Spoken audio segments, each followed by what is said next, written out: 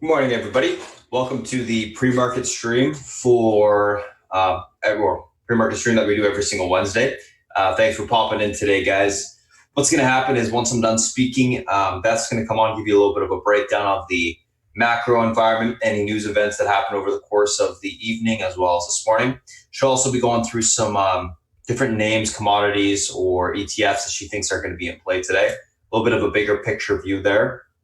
Once that's done, I'm going to come on. We're going to be going through some stocks that are gapping up, gapping down that I'm looking at today. We'll go through the technicals there. We'll build an action plan on those names for the open, as well as go through the SPY and the FANG and do the same thing in regards to those. Once that's done, South Beach will come on, give you a breakdown of the macros he's looking at today, bigger picture on some names, as well as some individual stocks that he's looking at, and any analyst calls he thinks that are notable for the day.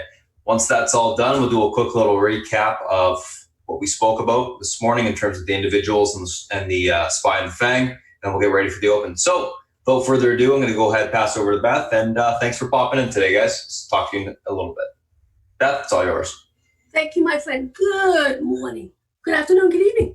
Welcome to those of you joining us for our Wednesday open house. There's not a lot in terms of on the data side that we can really sink our teeth into. I guess the only thing that we can look for on these numbers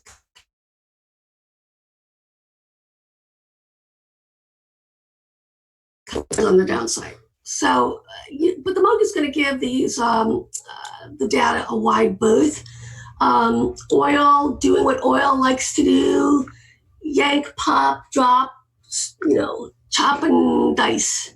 We do have the EEI numbers coming out, and I hate those because EIA, I'm sorry, because there's no way to gauge it. I still think that irregardless, with all the supply out there, something has to happen. And I think that Trump is the guy who can get it done. I just think that he's going to be able to get, now I'm talking about physical. I'm not talking on the oil side. I'm not talking about the actual stocks. The balance sheet's horrible. There's going to be consolidation going on in the oil sector. There has to be. The same way there has to be a consolidation also going on the gold side, because a lot of these miners, refiners, the balance sheets are just so bad, they're virtually bankrupt. Right? So, and that may not be a bad thing, right? Okay, so overnight, one thing that did happen on the Eurozone ECB, they were not able to come up with a package deal, okay? The Eurozone is in a recession, and I would even say we're getting close to being in a depression, and I'll explain why. The president wants to open up the economy, sectors at a time, or maybe all. It doesn't work that way. If you've got basically states, okay, cities, saying we're not going to open up until June, I mean, okay, what's your timeline here? I mean, June, July, August. We know that the Chinese model, even though it's flawed in terms of the data itself, okay, we know that a total lockdown is effective. And they've locked down Wuhan. They just started to open it up right now for 10 weeks, all right? So that plays out. Don't forget also in the Asia-Pacific Rim, everybody wears masks. Is that the new norm for us as well? Do not know. Something that did come out, it was very distressing, is 2/3 of the Chinese infections in the past week had no symptoms. 2/3 no symptoms, okay? This is why the concept of testing everyone, and for the States, it's almost it's not impossible, but I think it should be done in the United States. And that's why we're seeing more and more data coming out, is because smaller countries, or like individual states, are basically testing everyone. So I think that's something that's going to happen here sooner rather than later. I know that they're doing some different types of tests to see in terms of the fact that, South Beach's children took 10 days to find out, the results of the test is unacceptable. Unacceptable. 100 days covering the coronavirus. Okay, do-it-yourself math. Even do-it-yourself masks are better than nothing. That's what they're saying. Okay. This is what I want to keep an eye on. U.S.-China tensions over COVID-19 could reignite the trade war. Okay, he said, you said. Okay, Chinese say that the U.S. troops brought it to their shores. U.S. says that they did it in a lab. It doesn't matter. Well, I shouldn't say that. We have those who are investigators in terms of disease on the prowl to figure out what happened, how this started. They're pretty confident it was bats. Okay, and we go from there. I think this narrative is going to continue to go on. Now we get the heady stuff. Recession versus depression. Right? We're in a recession, okay? I mean, we know that. I mean, and this is why I don't think we're going to have a V bottom. I think we're going to have a U bottom. And I kind of liked it that Kramer last night talked about the U bottom as well. I like it when Kramer and I on the same narrative, same page. It's a good thing. Okay, depression is a prolonged period of economic recession, significant decline in income and employment. Okay, check. Depressions are caused by the same factors that lead to recession. Notice a significant decline. Okay, we don't know what that is. It's going to be actually the Fed that tells us whether this is how they're going to quantify this as a recession or as a depression. Right? There's a couple things I want to show you too that kind of a little bit shocking for me. All right, here's the bad news. I love sentiment trader. For those of you who are new, I love. I'm a stats person. I love stats. All right. Okay. So latest investment strategy, dividend stocks, slashing dividends, etc. So everybody thought that the dividend, the valuation dividend play was the play to be in. I don't know. Okay. So this is what it looks like in terms of the actual newspapers. Right. Number of stores with dividend suspension over 400 and this is why I think that people are underestimating what's going on right now. And they're saying, oh, it's just like the financial crisis. No, it's not. No way. The breadth of it is so far different. All right. So 2008, 2009, the financial crisis, it popped up to 100 and let's say 160. Okay. And we're at 400 plus. All right. Newspaper sentiment about the economy started to worsen as soon as the first stories about the coronavirus happened. And this actually is interesting. A number of stories with recession in them. Okay, we can deal with that. Same as the 2008, 2009 financial crisis. And as you can see here, and this is why I say it's so different than what we're talking about now. Dot-com bubble, financial crisis, this is its own category right now. And I've had heated debates about, going backwards in terms of the Spanish flu versus the Great Depression, et cetera, et cetera, et cetera. This will be the Wuhan virus of 2020, or coronavirus of 2020. And it will have its own category in history. Like I keep saying, history being made. Okay? Oil crash a few weeks caused by a spike in the number of media stories with oil contango. Haven't seen that in quite a while. And there you go. Okay. Small business optimism, not very good. But this is interesting, guys.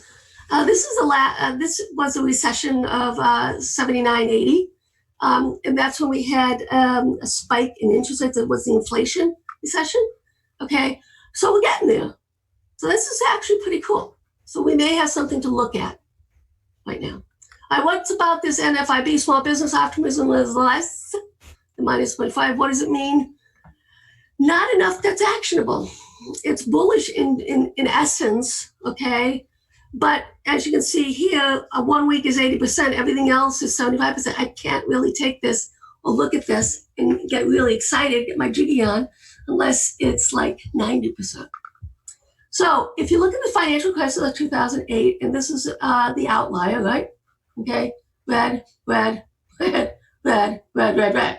Okay, so even if we are similar to the financial crisis of 2008, things are going to get kind of bad, right? Worse than. Right. Let's look at what's going on in the Eurozone.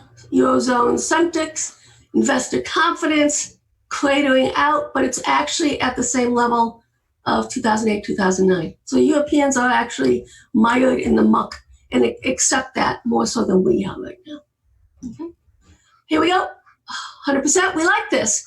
So on opportunity side, is it possible that the Eurozone will get out faster than we are? And and you can look at the DAX, everything that's just gutted. Okay, is the risk reward better in the Eurozone than it is in the States? I don't know, just going it out there. Okay, let's talk about some fun stuff right now. Microsoft Spy. It's not your imagination. Microsoft is a beast. Okay, so what this means is Microsoft is much stronger than the Spy. So this is a spread. If we look in terms of the dot-com bubble, that's when it kind of yanked robustly, as well as I'm looking at the financial crisis, but it was interesting because it didn't actually pull in till 2010, and then it basically went all the way down to 11. So it actually was a laggard, okay? Now look at us here. On the extension side, we're extended from the mean, reversion to the mean. So these are things that I'm looking at as, okay, on a narrative as a whole, okay, how is this thing lining up? You know, I've got divergence on Apple that I've talked about, right? You know, I've got divergence on the NASDAQ that I've discussed. Okay, we've got individual core names, Microsoft, okay, ripping, still maintaining its strength, okay? Does this have to revert back to the mean? So what is that? What will happen with that? Apple, Microsoft, some of these bellwethers that we're looking at, okay? And Microsoft is definitely, forget about Fang, okay? We can have I don't know what it would be, whatever. Anyways, does this have to revert back to the mean? And you know I always love with my narratives, they have to all line up. So I'm just throwing out that as a red flag. Right? If this reverts back to the mean, you're probably looking just like with the SPY Apple spread, SPY back to 1900. So this is another component that we have to be aware of. So both Apple and Microsoft, right, part of the SPY, right, and obviously a large component of XLK, the two tops, right. Both of them are telling me danger, danger, right. And here's the Apple SPY. It's at the top of the range. But what's really interesting about this, if you looked at during the financial crisis, Apple actually held up really well. So then the question there says, okay, are we going to basically extend higher? I mean, it's possible. We don't know yet. This is a monthly chart. So we have to be patient with this. So what's going to be huge for me, basically, if we see how we had this spike last month, if we basically close and hold above this extension part of the channel, that would be a big deal for me. And then what will happen is I will start to look at this in a steeper channel, right? So I'd go like this, we go like this, and then let's see what that would look like, you know, on the extension, bringing it back here. So we would have farther to go. So you can see right here on the extension. And this is how I would, if we do indeed, this is how I would look at the price target based off of this, right? So that's kind of bullish for the market that Apple, you know, I can do both sides, but the reality still is Microsoft and Apple are telling a different story right now. Okay, let's look at the Amazon QQQ. Where are we? Amazon is definitely, as you can see right here, for the past couple months, monthly, really doing well in terms of against the tech sector as a whole, right? And this is actually fascinating because this actually I'm bullish on. So I'm bullish on Amazon against the QQQ, and I actually may put on that spread, long Amazon, short QQQ, because to me, looks like we can go higher. And then you can basically, you know, figure out which component, because you have the price of, you can have the Amazon staying the same, and then you basically use that to find out what the NASDAQ would be or vice versa, based off of this extension. Right? Let's see what happens with it. All I know is that Amazon is indeed showing strength, far more so than the tech sector QQQs. See what happens with that. Okay, here we are in Amazon individually. Really fascinating. Okay, so I love my symmetry, guys, and it has to be a pretty picture. So let's say we go back here. This is 65.66%. Okay, if indeed we have symmetry based off of Amazon, this is the financial crisis, right? Then that would mean we go all the way back down to 747, which is unthinkable in my mind. But hey, it's there. Okay, let's take a look at some of the deep dive on some of the things I want to look at. TLT, fascinating setup right now. Still within a range, but I think we're going to test the lower part of this range. And I think we are going to hold this extension, but it has room, obviously, to the downside, 160.50. So what we did was I added to the TLT, okay, on the break of this, 166.15. And we'll see what happens. I think it goes lower, but I still think overall we go higher. It would have to probably crack all the way down here, the 152 odd, in order for me to say that this is going beyond this consolidative pattern. And it's possible, but you do want to be weighted right now on the short side with TLT. Okay. So let's take a look at crude. Nasty little thing stopped me out of some of my stuff. Not happy with that. Consolidative, weekly, not bad. Okay, we're kind of in no man's land right now, so that's why I exited. We still made good money on it, but we had already taken half off, and so we finished the other part. All right, so what am I looking at right now? So basically, we know, right here, this low right here, 2605 is our pivot. Okay, as long as it's below that, I really can't recommend being in it. So we have to be patient right now. So what is the setup for me right now on crude? The setup for me on crude will be a dip down and basically coming into some sort of support, okay? Or we get a reclamation and hold above this. I probably will re-enter it as well, but I'd only do a quarter size. For those of you who follow me on the commodity side, that's my strategy right now. We'll see how it closes on a weekly. If we do close above this little line that we have right here, which is 23.54, okay, I'll put on a quarter size position again. But I'm not going to do UCO. I'm not going to do the leverage stuff. I'm going to do USO. So that's the game plan on that. Okay. Let's see what's going on here. Okay. All right. Let's take a peek now at gold. Love it. Doing its thing. Guys, we're still consolidating, as you can see right here. This is still our extension support here. 1645, if we break that, then I will buy some more GLD puts. I have some weighted strangles on right now in it, and it's still weighted to the long side. But if we do indeed break below and hold below this level right here, okay, then on this extension on the weekly, so we have tomorrow, then I will add a little bit more protection on the gold side. This is what gold does. And this is why you have to have your narrative, you have to have your patience, you have to have your entry points, and you make sure that the entry points on a risk reward makes sense.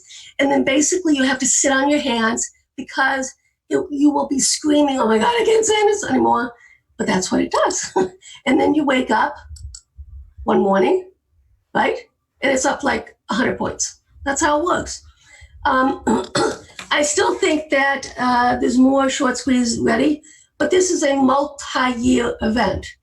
Everything that's happening right now, everything is telling us down the road there will be a price to be paid, and that will be inflation. And it may be a year, 2 years, I don't know.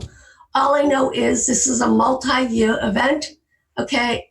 Everything's lined up, and now we have a core position on.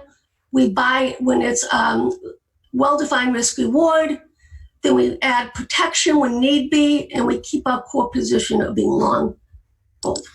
Okay. All right, let's take a look at the dollar. This is definitely a fascinating look. The reality is, my friends, currencies are manipulated.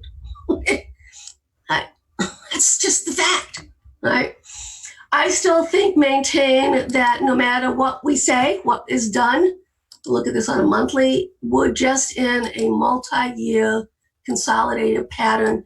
And I would even beg to argue that this goes all the way back here on the breakout to 2015. A massive, massive consolidated range. We have time? Okay, so where are we in this range? Let me take this out right now. And you can see better what the mid looks like. So here we have the top side of the range right here. This is the bottom side of the range right here. Okay, so mid. Yes, we can go back, and you can see there's a lot of EMAs in that consolidating there. The 50 is close to where the mid is. Yes, we can move all the way back down to 95.48. Okay, but how's that going to happen? You've got the ECB, Eurozone in dire straits. The currency cannot strengthen. You've got Chinese doing the same thing. You've got most of, the world using dollars, okay, as a safe haven. So how does that change? What's the narrative that changes? I don't think the dollar actually comes down until we have a recovery, global recovery in place. And that could be, months away? Years away? I have no idea. Anybody who says they know what's going to happen is a liar.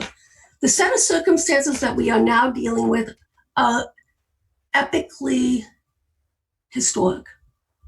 The price actions of the market, it's just epically historic. And we can say, okay, the Spanish flu of 1918, 1919, okay, fine. But the economy of scale is so much different then. We could say that it's potentially the Great Depression #2. Well, fine. Global economies are so much different now. So I'm just going to take it one step at a time, and we're going to let Spartan shout out, hey, this is a positive, okay, or a negative. It is so important, the micro technicals at this point in this phase of the market globally. And it just so happens we have the top man, I think probably the finest technician globally, as the boss. Right? He guides us nonstop, intraday, gives us all the information we need.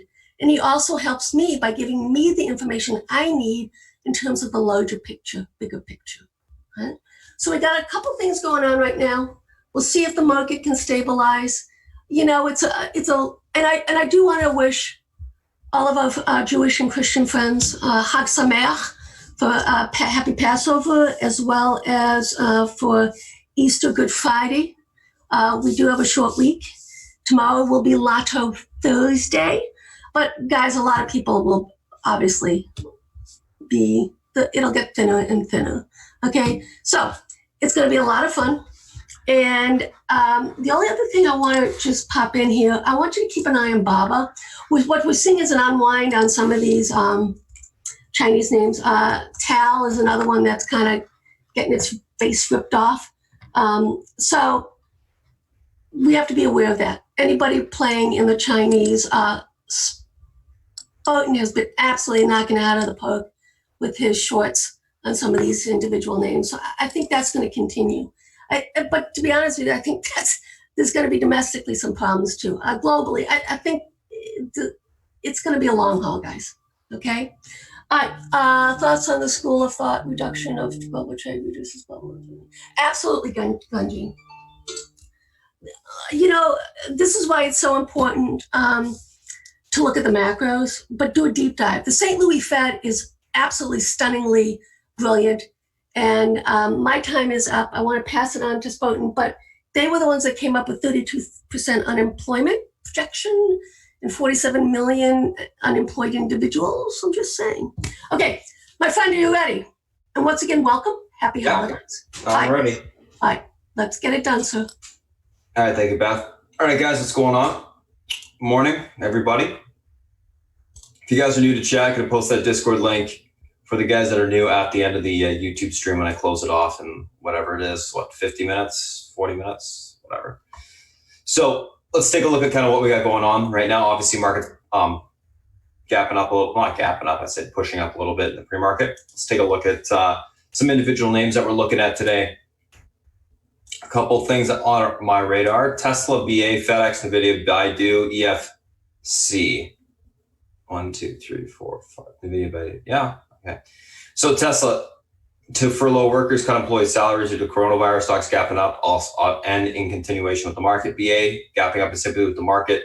FedEx, Amazon to suspend delivery service competing with UPS, FedEx, gapping up on that. NVIDIA gapping up and simply with the market. Baidu gapping down and simply with IQ, which they own 56% of, and other China names. There's been some weakness in the China names overnight just because of that Tao fraud, which Tao is actually gapping back up, or not gapping back up, but filling most of its gap. We can maybe talk about that a little bit later. EFC announces estimated book value per common share, which was $15, and they cut their dividend, but they still did issue a dividend. So that's a positive there. Let's take a look at these names from a technical standpoint intraday. So first two we're going to be looking at are Tesla, and I think I'm going to have to just quickly reload my platform here, guys. Yeah, this thing freezes up. It's just the software is garbage. One sec, guys. One quick sec here.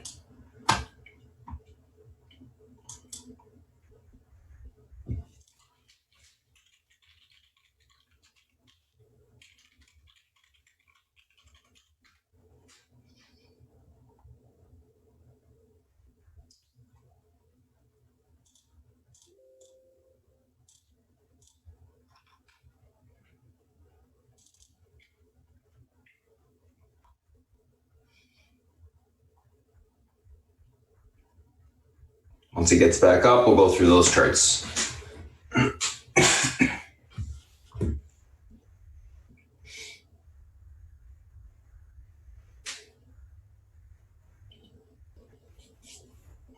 Should be up in just a second here. There you go.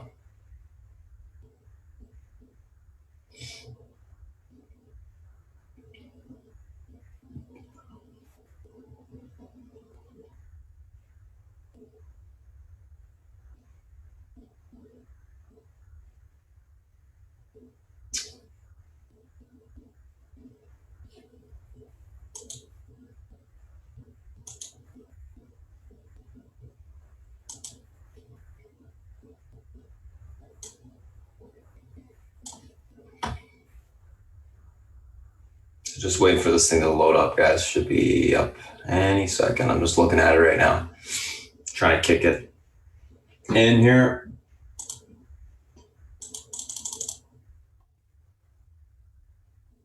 There you go. Great. All right, so first two we're going to be looking at are Tesla and BA. Let's take a look at these two.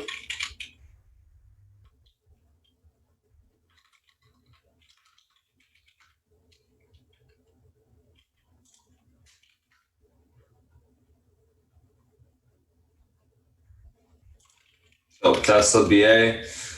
Tesla gapping up, BA gapping up slightly here. Not huge movements, obviously, overnight. So Tesla, let's take a look at this chart from a technical standpoint intraday. Just going to delete these old lines here.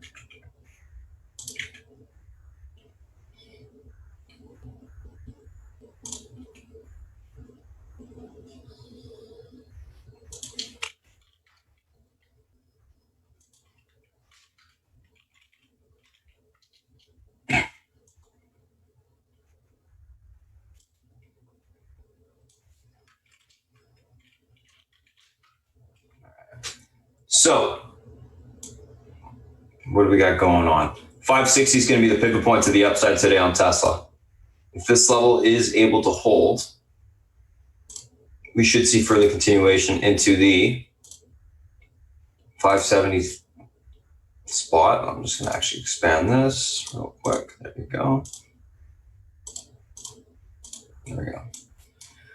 So 560.67 going to be the pivot today. This level holds room for continuation towards the 573.29 spot to the 583.22. Unable to hold that level, look for a pullback towards 543.70 level to the 526.67 support on the downside. Overall, going to be leaning bullish on Tesla. What I want to see happen this morning is a break back above the pivot, hold that level for that continued push to the upside. I do think yesterday's move on most of the bigger cap names or on most of the blue chips was a consolidative move on the hourly after it filled the gap. So I think we can see another leg up on most of these names if they can break back above their pivots today. In this case, Tesla's pivot, which is 560.67. Let's take a look at BA. So BA yesterday pulling back, filling 160.88. Is the level there? Okay.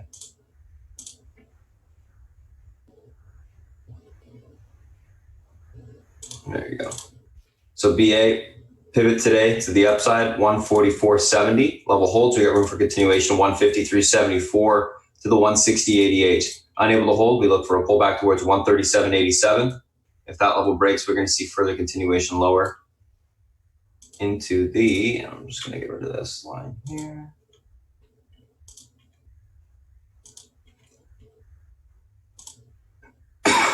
Further continuation lower into the 131.28 area. Going to be leaning bullish on Boeing as well, looking for a push back to the upside. As long as we can hold above the pivot point today, we should have some room for continuation. So not a bad chart there either. Let's take a screenshot of these two and let's move on to the next.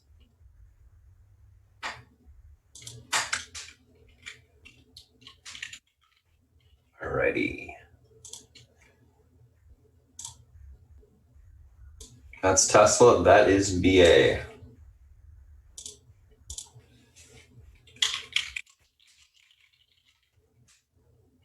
All right, next two. You're looking at FedEx and NVIDIA.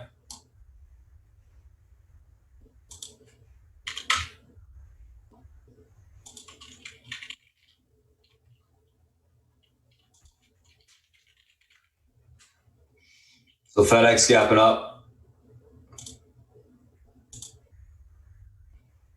Let's get rid of some old lines here.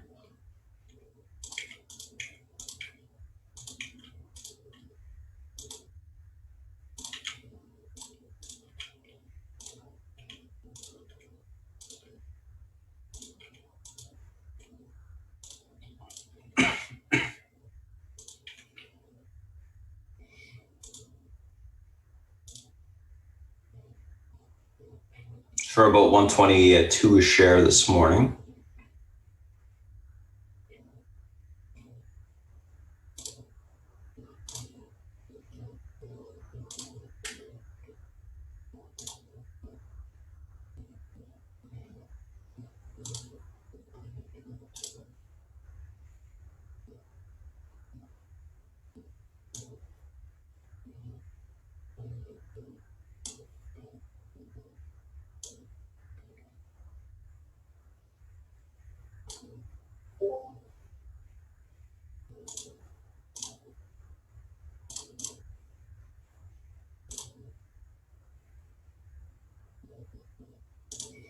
All right, let's look at FedEx intraday here.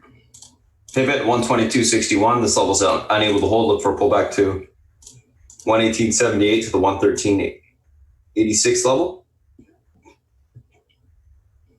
Able to hold. We got room towards the 127.88 spot. We can break through that. We'll see 131s on the upside.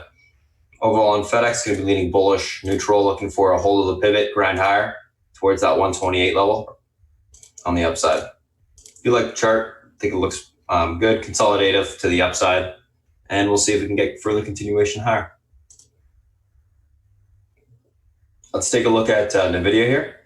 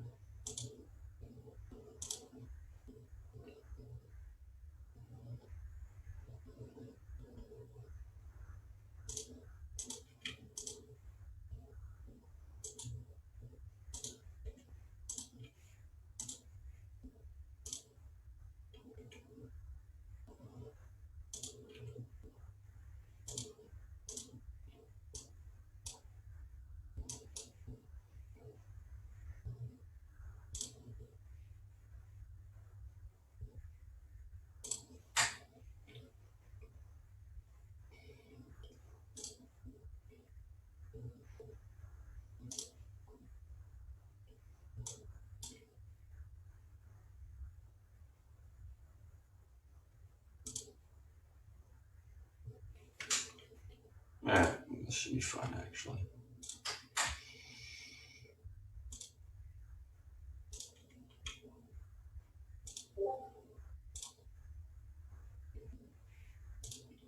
All right, NVIDIA pivot to the upside 262.09. This level holds room towards 267.33 to 273.40. Unable to hold, look for a pullback to 256.35 to the 249.96 spot on the downside. Overall, in NVIDIA, going to be leaning bullish as long as we can hold above that pivot point this morning. We should see continuation higher. So that's going to be the key. Hold to that pivot, the 262.09 level.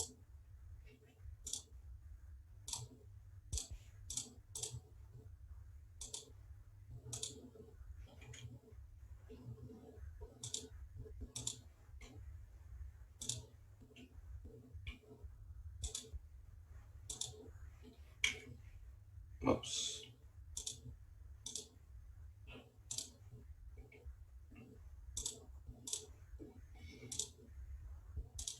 Let's take a screenshot of these two and let's move on to the next.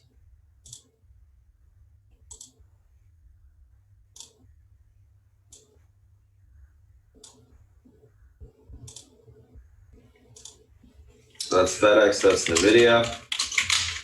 And the last two individual names we're looking at today, Baidu and the FC.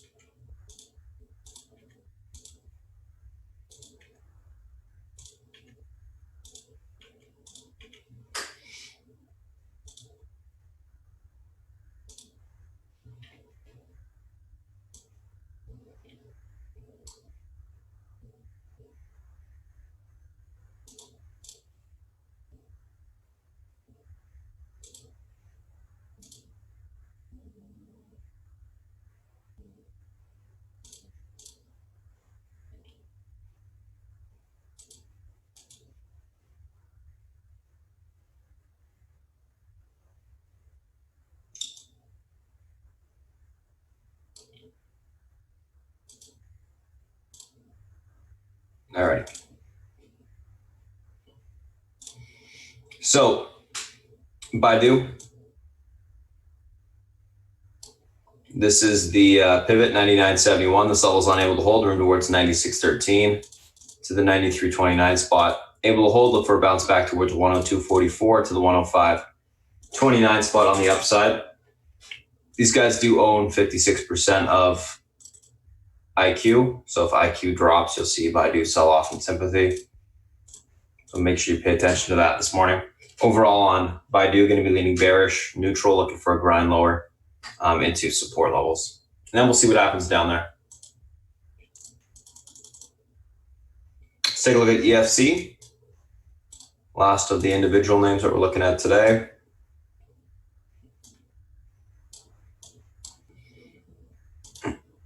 So updating their financials, saying that they, met all margin calls, $15 per share.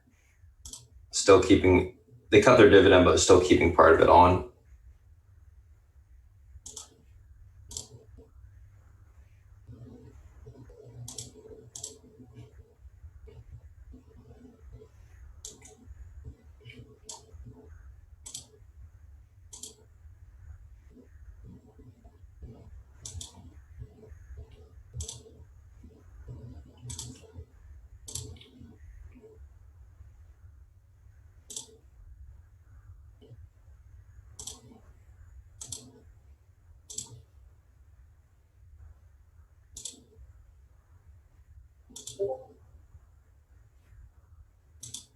Not that we're going to get up there today, but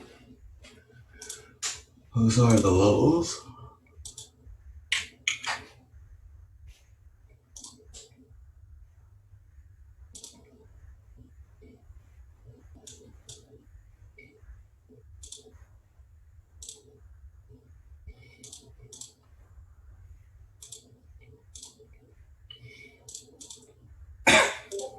Pivot to the upside today on EFC, 782.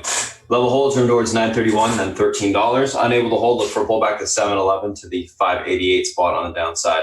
Overall on EFC, can be leaning more on the bullish side, looking for a continuation higher. Basically, continue grind to the upside. That's what I'm looking at. So that's Baidu and that's EFC.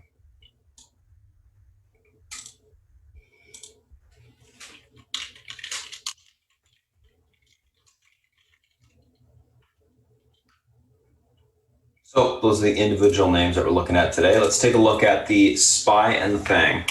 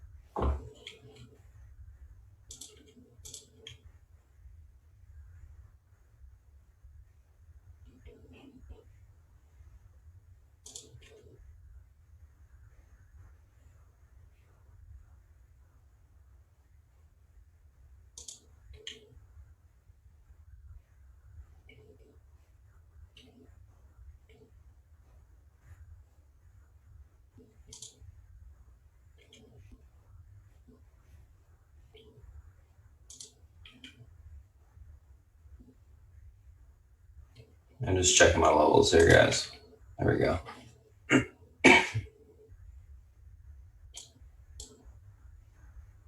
Okay. Done. Pivot point to the upside today on SPY, guys. 268.43. Level holds room towards 271.50. Then we got room all the way back to 275.84. Unable to hold, look for a pullback towards 265.47 to the 262.16 spot on the downside. Unable to hold that level, and we should see room on the SPY down towards the 258.61, and then pretty much 255 level up if that level breaks. Going to be leaning bullish neutral on the SPY. It is an hourly consolidative pattern occurring right now. We'll see if we can break back above the pivot. Intraday, if we do, we'll see a continued push to the upside.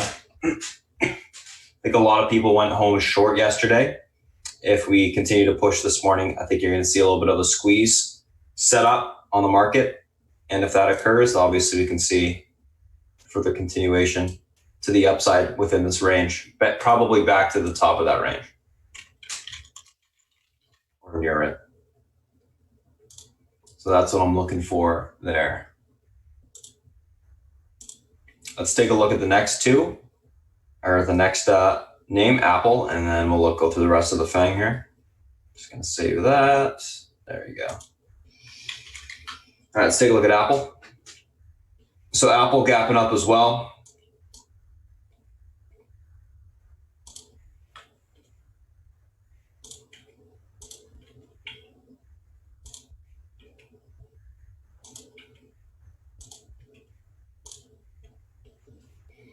Pivot to the upside today on Apple, guys, is going to be this level right here. 264.04. Level holds room towards 268.24 to the 270.57 spot. Unable to hold, look for a pullback towards the 260.50 to the 255.56 spot on the downside. Obviously, if that breaks, we see further continuation lower to 250.15. Like SPY, I'm leaning bullish neutral, looking for a reclaim of the pivot grind higher.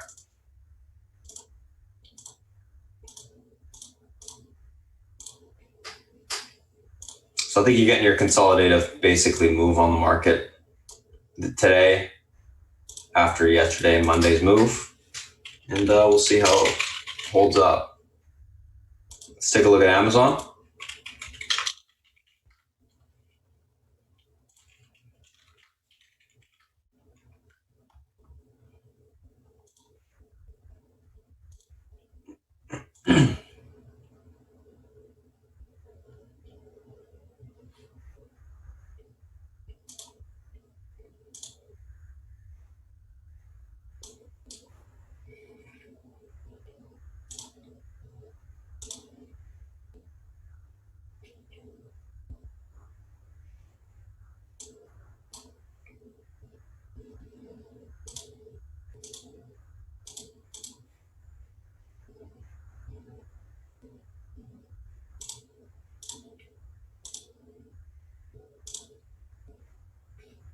Okay. So 2024 is your pivot point on Amazon today. Its level breaks from towards 2008 to 1988 on the downside. Level holds room for continuation towards 2054 to the 2060s. 2071 on the upside. Overall, leaning bullish on Amazon. I do like that flag pattern set up on the hourly as well as intraday. Short term, you can see further continuation higher. Daily looks good as well. Obviously, I think Amazon should be fine, but we'll see what happens with this stock today. I do like the look though, so I'll be looking for continuation higher, guys, on that. Reclaim of the pivot's gonna be your key.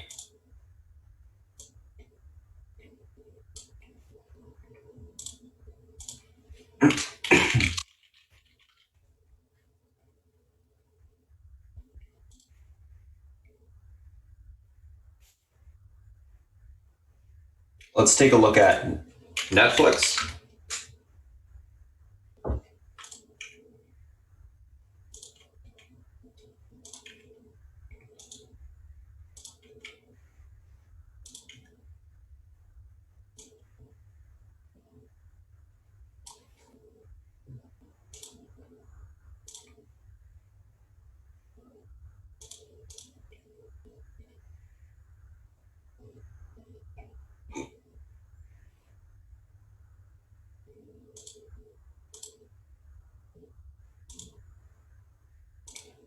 All right, so 371.31 is your pivot to the upside today.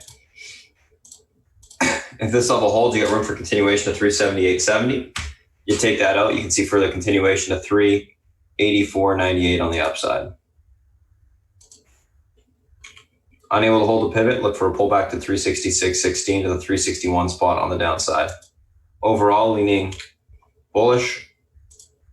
Actually, bullish. As long as it holds that pivot, we can see continuation to the upside today. Watch the SPY, guys. A little bit of a flag this morning in the pre-market here.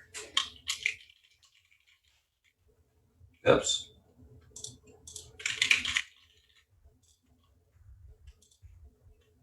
That's Netflix. Let's take a look at Facebook.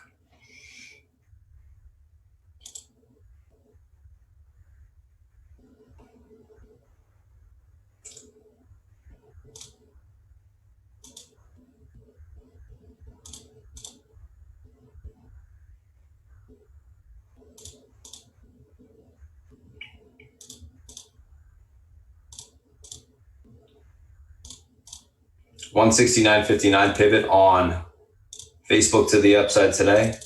This level holds room for continuation to the 172 spot to 173.52. Unable to hold, look for a pullback to 167.56 to the 165.91 area of support on the downside. Bullish neutral on Facebook, looking for continued grind to the upside.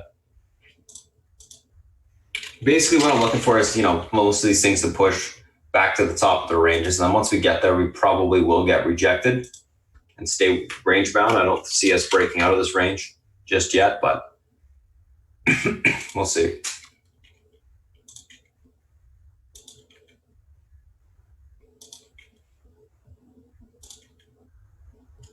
All right, guys, last but not least, Google. Pivot, 1198, level holds room towards 1220 to the 1230s. Unable to hold, look for a pullback to 1181. Whoops. 1181 to the 1173 spot. You break through that level, 1163s on the downside will be tested. Bullish neutral on that one as well. So overall, guys, watch the markets. We'll see if we can get back through that pivot point this morning. It's going to be a key level, obviously. Break and hold, and then you'll see a grind higher. Watch Apple as well. Market's been trading in sympathy with Apple, so that's going to be important. Quick little look at the VXX here, just so we got a minute. Let's take a look at the VIX key support level. So today, the VXX key support, obviously right here. This is going to be big. 44.51. That's going to be your reclaim of EMA support. You get back above that, 46.60 will be the next EMA to be reclaimed on the VXX to the upside. If it does, we can see further continuation higher. Otherwise, we'll trade back down towards the 41.67 level. That breaks. And then we got that recent range low, aka last day's low, that needs to be tested to the downside. And if that level breaks, then we'll actually see the VIX start to unwind further. So we'll have to watch for that. It's going to be a pretty big spot for us today. Overall, guys, that's the SPY, that's the FANG. Those are the individual names that we're looking at today. I think, got to be kind of patient this morning, see how the market wants to set up. We get continuation, should be obvious. We start to break down, it should be obvious. And yeah, we'll kind of just go from there. I'd say take it slow out the gate and then increase your size as the direction becomes clear. Anyways, that's it for the SPY, the FANG, the individual names that we're looking at today. Going to go ahead, pass it over to South Beach. He'll come on, give you a breakdown of the macro environment, any analyst calls he's looking at for today, if any, and then basically what he's looking at to trade as well off the open. And I'll be typing up the action plan while that's been going on. And then once that's done, we'll go over the action plan. We'll go over the options that Beth has set up as well for the action plan. And we'll do a quick little recap for the open. So without further ado, South Beach, if you're ready, it's all yours. Hey guys, so we're about to find out what this guy has as his new short. I think we should wait for that. What do you think? Yeah, sure. Everybody's wanting to see this, so let's see. And then I'll come on right afterwards, okay guys? Does that make sense? Yeah, no worries, South Beach.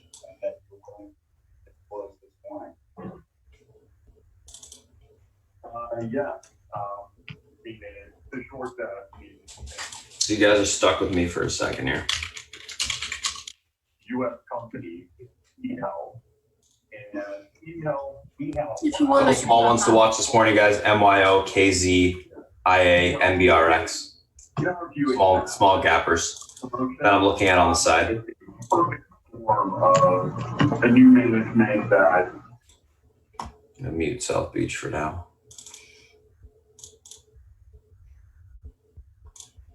You want me to pop on? If you want, Beth, yeah, sure. Okay. The HTH health shares. Hey guys, so what I'm looking at is some of the ETFs right now. XLB, the healthcare one. We're kind of in consolidative. Just pinned between the 50 EMA and the 21 on the monthly. So this is when I start to look at the monthly charts on all these different ETFs, XLK, XLV, XLF. We do have the financials coming up soon in terms of starting the new earnings season. No idea. Ready, Beth, whenever. eHealth is his stock, right? It got freaking decimated already, 20 points. Hopefully one of you guys got it off. Anyway, okay. Let's move on. Okay, looking at the bond market this morning, there's nothing really there, guys. Okay, Fed is doing its job to provide a ton of liquidity. China's very quiet. EU, Brexit. The only thing I could say about the EU is it seems like the number of COVID cases is getting less bad. Okay, which is super positive. The election is on hold, and we have this virus situation. Okay. Let's talk about a couple of things. Let's talk about oil. All right. You know, it's been my contention that Saudi Arabia and Russia, while they're, basically telling the world they're in a fight, I think that actually they're on the same team trying to put our producers out of business. Okay. And I have a sneaking suspicion that the administration is going to put a tariff on all incoming oil and give some relief to our oil producers. We have too many people in too many jobs. And I think it's the proper thing to do. I mean, we've been protecting Saudi Arabia, for a really long time, and this is the thanks we get. Okay. We can't let them put our oil industry out of business. And so I think we should set a price of $30 oil, and that's the way it is. Okay. And, well, if you want to bring oil to this country, and any tax would go towards funding, I don't know, relief for workers from the COVID virus or something towards that. But this is crazy. Okay. We can't let these people put an industry that's really making us energy independent out of business. So that's just my reflection on that. So let's look at the world, okay? The world will go back to normal once we get a vaccine, all right? Or somewhat an semblance of what we were. And I think what you got to do is you got to look at all these different companies and decide when we do get the vaccine, how will their business be in comparison to how it was pre-COVID? And my contention is, the more I think about it, the more I think a lot of businesses are kind of sort of going to be better off. For example, if you have a bloated workforce, say the banks, for argument's sake, have branches all over the place. Well, they've shut a lot of them. They've shut pretty much all of them, and they don't need as many as they have. So they may become more efficient. Companies that had, a huge payroll, that, a bloated workforce, it's their chance to get it down. Now, of course, there'll be retirement benefits and all that kind of stuff. But certain companies, may be either equal or better off. And some companies are going to be worse off. Like, for instance, who would be worse off? Hotels would be worse off going forward, because I think business travel will be permanently impaired. Okay. I think that office space will be permanently impaired. I think people have learned to work from home. I think companies have have embraced the remote worker and their ability to be productive more than they would have in the past. I think that was a trend that needed a shot in the arm, and now it's got it. And so I think certain trends will be worse, and certain trends, will be forever bad. And then certain companies that have been put in the penalty box probably will be better off. And I've been reading a lot of stuff about past, what would you call them? Shocks to the system, whether they be World War II, whether they be the financial crisis, whether they be 9/11. And the resiliency of the U.S. economy to bounce back is pretty incredible. And I think this time will be no different. And so the question is, how long will it take? And the answer is, give me a vaccine, and tell me when that'll happen, and I'll tell you how fast we'll bounce back. And the question is, when you look at a company and you look at their balance sheet, you have to say to yourself, do they have the wherewithal to get to the other side? And when they get to the other side, how will their business look going forward? Okay. So when I was doing that debt to equity analysis, and I gave you like 20 stocks that I thought would outperform going forward, I did that analysis, and I think it's a prudent analysis. I also think that if they're using 110 in earnings this year, some guys that I'm talking to, and 140 next year, should the market trade at 15 times earnings? And I'm thinking, if there's a vaccine coming down the corner, maybe that PE ratio is being too onerous.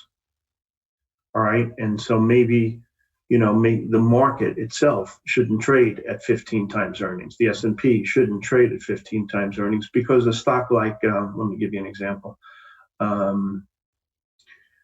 Starbucks. Okay. Well, how is their business going to be when the vaccine comes out? It's going to be back to normal, I would think, right?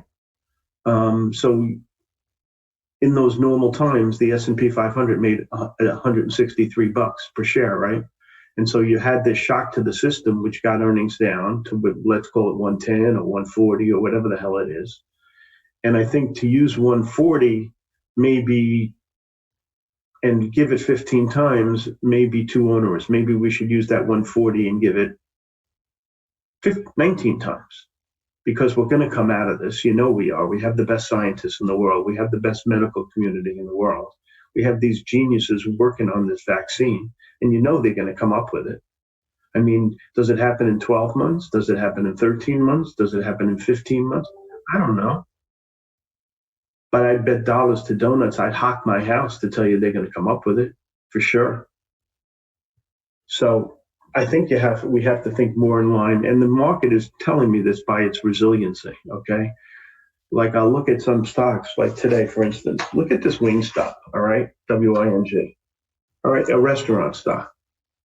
Look at the action in this thing. It went from 100 to 40, and basically we're back to 100. All right? And that's a restaurant. All right? So if you look like at a company like an AMAT, all right, why is AMAT's business going to be any worse off at post-virus than it was pre-virus? It's probably not. Okay, so that's kind of my thinking. And I got to adjust my targets, but I wanted you guys to, sometimes you just have to, when you come up with a narrative, I think the important thing is to always question your narrative. All right, you can't stick to your guns. This is a business where you have to be able to change your mind and have to be able to read stuff and come to different conclusions sometimes. And I think that, Twins are saying that someone did put out a 19 PE. Yeah, I think that's, you have to question your narrative. You have to always think about what you're doing and how things are going to change and how you could be wrong. And so I'm not as negative as I was because of that. And so the stocks that I like are still the stocks I like because they have the best debt to equity ratios. And no matter how bad things get, all those companies have the ability to get to the other side of this thing, whether it's 10 months or 2 years before we have a vaccine, they'll get to the other side. And so those are the stocks I like. I'm not changing that, but I am saying that 14 times PE is probably, a trough PE is probably too onerous. And that's what I'm kind of thinking. Pharma have been looking for a SARS vaccine for 11 years. Glenn, you may be right, but I think this time they're going to be able to do it. I mean, I have faith in our medical community. I think they are incredible. And I think they'll be able to do it. I mean, they're already working on that plasma replacement thing, which seems really important. And the testing is so important to get the economy back. If you can do a 5-minute test, and they have gazillions of them that people can take and examine, I think that's really where it's at. I think we'll get back faster than we think. I don't know, just my opinion. You know what? You have to be able to, when they throw the curveball, you have to be able to hit it. You can't only be able to hit the fat fastball coming down the pipe. All right. And that's my thinking. And you have to adjust. And that's what I'm trying to do. Research. Let's see if there's anything.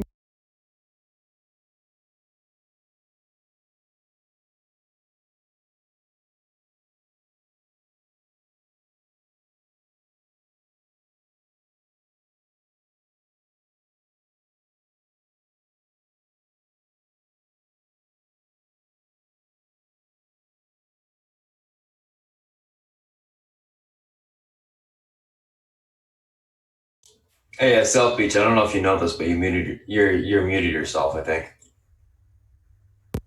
You know what? I haven't been. I didn't touch anything, so I don't know how that happened. Weird. Yeah, no, I don't know how it happened either, but I was looking at it. How long have I been muted? Just for like 30 seconds, like probably 20 seconds. Okay, thanks for telling me. I did not touch anything. I don't know why that happened, but I apologize. But I was pointing out that both Glenn and Raj said maybe we don't come up with a vaccine. Oh no, we heard that. The last thing that I heard you say was let's look at some. Research. Yeah, research. Okay, so let's look at the research. Okay, who was asking me about W yesterday? I think it was it? I don't remember. Anyway, I thought he wanted to buy it.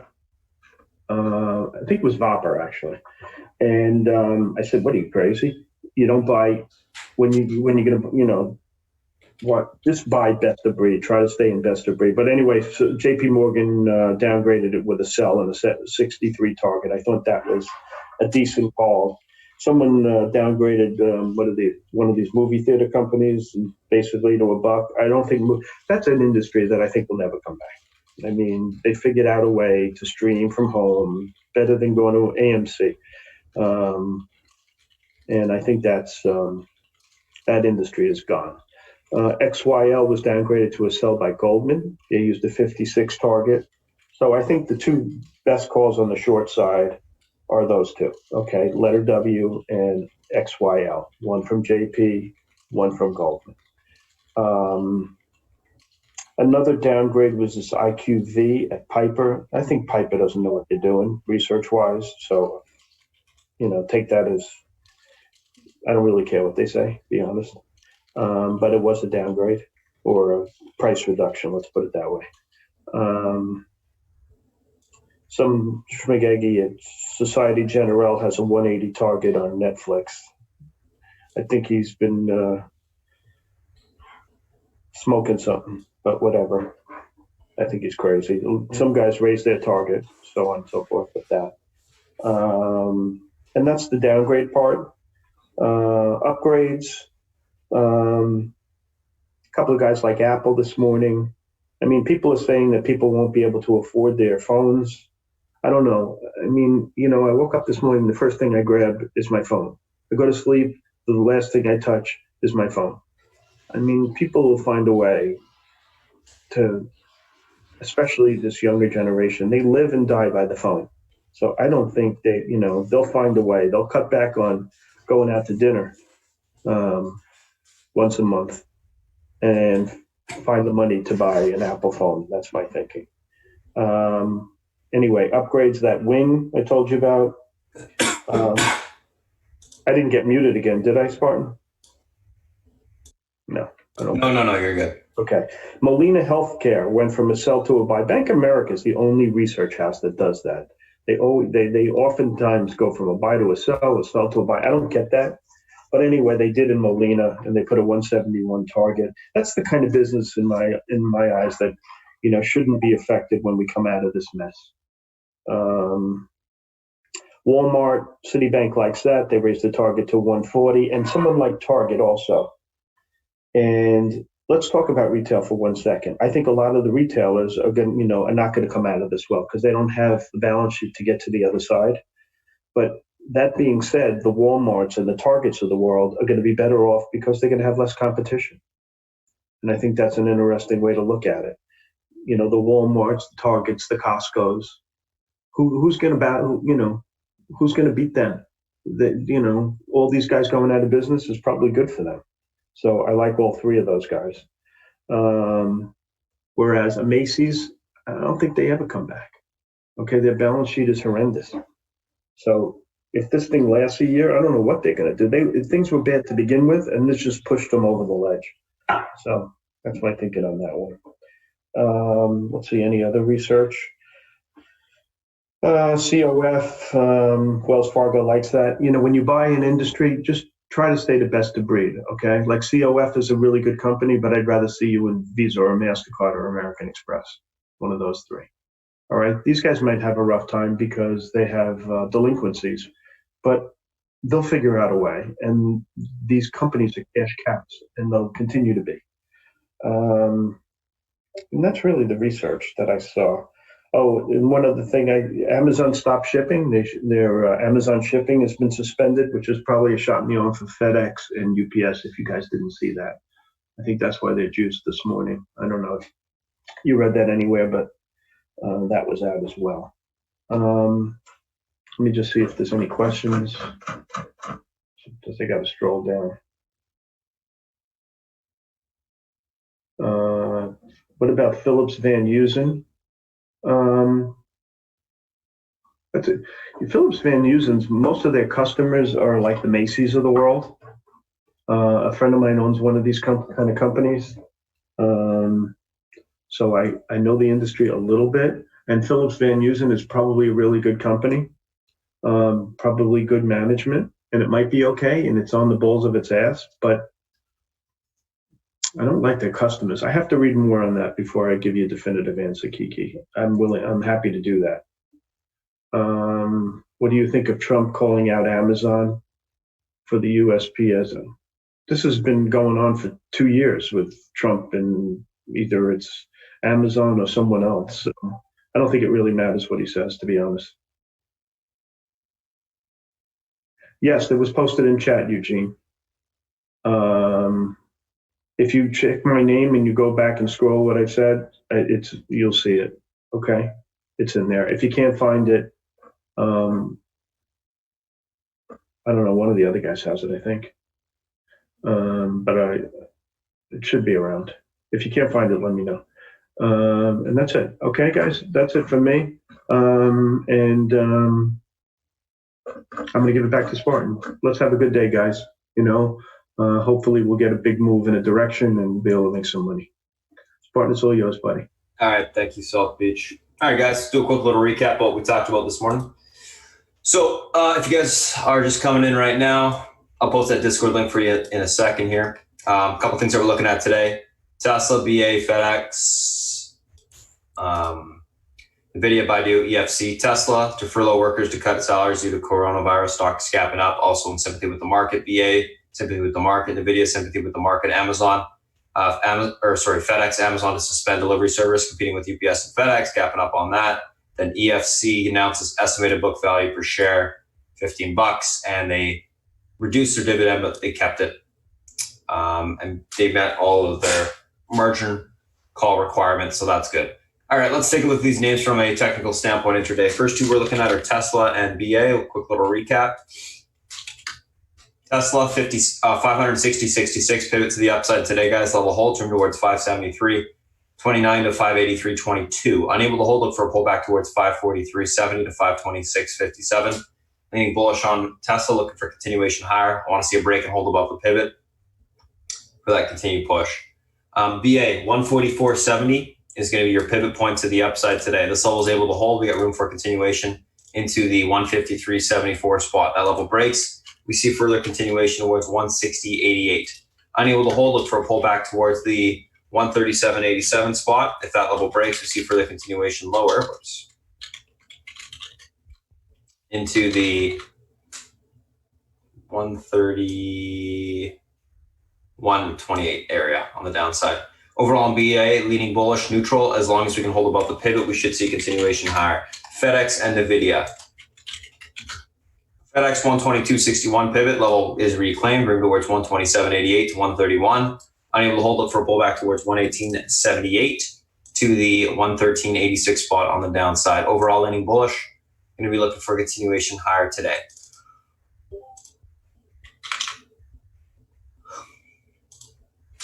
NVIDIA 262.09, looking for continuation above this level, back towards the 267.33 to 273.40. Unable to hold a pivot, look for a pullback to 256.35 on the downside. That level breaks, we see further continuation lower into the 249 area on the downside. Overall, NVIDIA leaning bullish, looking for continuation to the upside. Just need to hold above that pivot point for that continued push higher. Let's take a look at Baidu and EFC.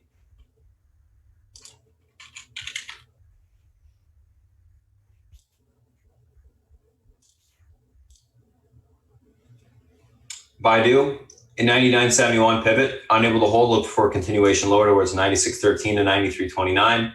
Able to be reclaimed, look for a bounce back towards 102.44 to 105.29 on the upside. Overall on Baidu, going to be leaning bearish, looking for continuation lower on the downside. And then EFC 782 pivot, level hold turn towards 931. Unable to hold, look for a pullback to 711 to 588 on the downside, leaning bullish there. Let's take a look at the SPY and the FANG. Market SPY 268.43 pivot, level holds. We got room for continuation back to 271.50 to 275.84. I said this yesterday and I'll say it again. The move on the SPY right now is an hourly consolidative move. We are setting up a little bit of a flag right now. We get back above the pivot, we can grind higher. Don't think we break out of this range today. I think we're going to be range bound, but I do think we can trade to the top of that range. maybe early on this morning. I'm not sure. We'll see. But I do like the chart so far. Looks good. We got to get back above the pivot. That's going to be the key for now. Leading bullish on the market, bullish neutral. Apple needs to break above the pivot at that 264 level for continuation of 268 to the 270 level on the upside. So watch that level. Unable to do so, look for a pullback to 260 to the 255 on the downside. Leaning bullish neutral on Apple as well. Got to see if we can break that pivot to the upside today. Let's take a look at Amazon. Amazon, this level's not labeled, 2022. So that 2022 spot is going to be your pivot to the upside today. Level holds, room towards 2054 to the 2072. Unable to hold, we look for a pullback on Amazon towards the 2008 level. And if that level breaks, we'll see 1990 on the downside. Overall, leaning bullish on Amazon. Netflix, pivot to the upside today is this level right here. That 378.60 spot.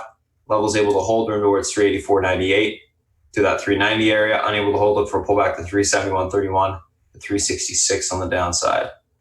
Leaning bullish on Netflix as well. Facebook. Pivot to the upside 172. Breaks room towards 173.39 to the 174.46. Unable to hold, look for a pullback to 169.50 to the 167.59. I'm leaning bullish neutral on that as well. And then last but not least, Google. That's not Google. Google, right here. 1198 pivot. Holds room towards 1220 to 1230. Unable to hold, look for a pullback towards 1180 to the 1173 level on the downside. So that's that. Overall, that's what I'm looking at, guys. That's the SPY, that's the FANG. Those are the individual names that we're looking at today. We're going to go ahead and cut the stream, guys, here. Thanks for popping in. We do this every single Wednesday. If you want to come on and watch us do this pre-market, feel free. Next Wednesday, we'll be back here. If you have any questions, feel free to reach out to me directly. Spartan@spartantrading.com is my email, or you can just go to the website, spartantrading.com. Thanks for watching. All righty, guys.